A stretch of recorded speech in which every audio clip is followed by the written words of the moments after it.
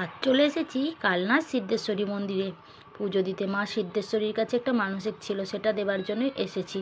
তো অনেক দিন থেকে আসবো করছি, কিন্তু সময় আর হচ্ছে না তোমাদের দাদাভাইয়ের। সেই জন্য আজকে ভাবলাম একটু কাজ হালকা আছে, আজকেই গিয়ে পুজোটা দিয়ে আসি। তো আজকে চলে এসেছি মা সিদ্ধেশ্বরীর মন্দিরে, আর এখান থেকে ডালা তৈরি করে নিচ্ছি। যদিও আমি বাড়ি থেকে কিছু ফুল টুল নিয়ে এসেছি, আমাদের বাড়িতে জবা গাছ আছে, জবা ফুল তুলে নিয়ে এসেছি, গোলাপ নিয়ে এসেছি, নিজের হাতে লাগানো গাঁদা ফুলও নিয়ে গেছি। তো তবুও এখান থেকে ডালা সাজিয়ে নিই, দেখি, নিয়ে তারপর পুজো দেব।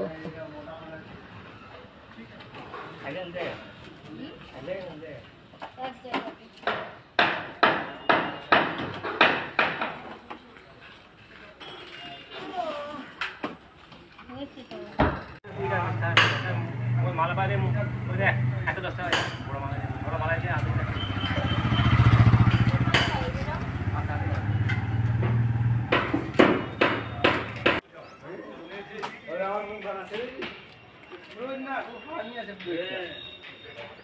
তুমি কি আছো?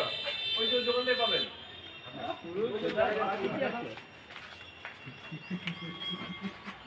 আমি জানতাম ও একটা ডায়লগ মারবে। এই চলে দাও, জানি ডায়লগটা মারবে। এটা আমার দিয়ে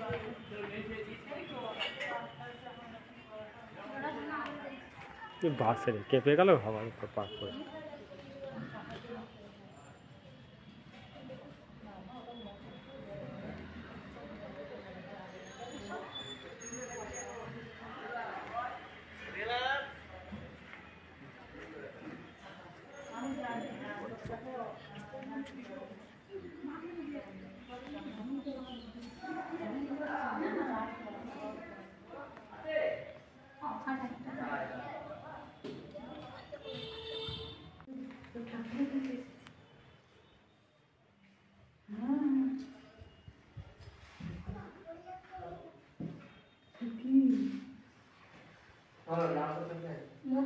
মধুকুল্ল গোত্র।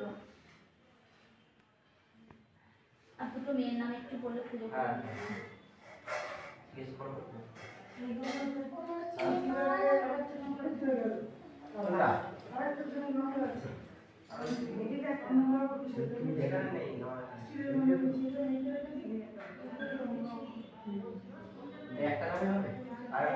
তনুশ্রী পাল, অনুশ্রী পাল, বিশ্বজিৎ পাল, অনজিৎ পাল, মধুকুল্ল গোত্র।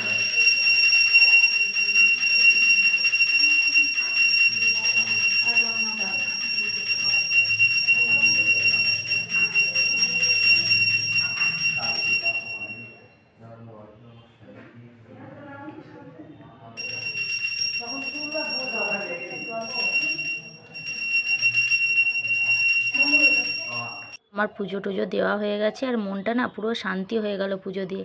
আর এই প্রথম আমি সিদ্ধেশ্বরী বাড়িতে এলাম পুজো দিতে, মনটা খুব খুব শান্তি হচ্ছে।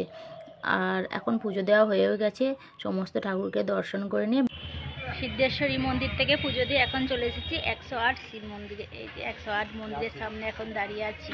ভিতরে ক্যামেরা হয়তো অ্যালাউ করবে না, তার জন্য বাইরে থেকে একটু ভিডিওটা শ্যুট করে নিলাম। মন্দিরের ভিতরে এসে এক জায়গাতে দাঁড়িয়ে সমস্ত দেবতাকে, 108 দেবতাকে আমার শতকোটি প্রণাম জানালাম। তো কালনা ঘোরা কমপ্লিট, ননা ঘুমিয়ে গেছে, ননাকে ধরে নিয়ে এখন চলে যাচ্ছি বাড়ি। তো বন্ধুরা টাটা আজকের জন্য সকলকে।